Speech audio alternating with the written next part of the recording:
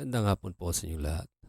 Narito na po ang resulta ng Lotto ngayong 5 p.m. draw, May 26, 2026 para sa mga games na 2D Lotto at 3D Lotto.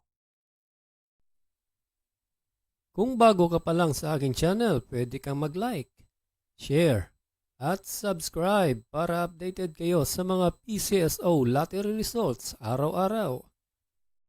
Para sa 2D Lotto, ito po ang mga winning numbers. 10 and 9 in exact order.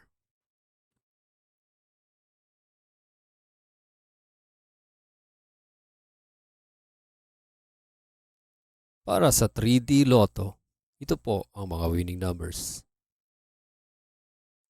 7, 0, and 0 in exact order.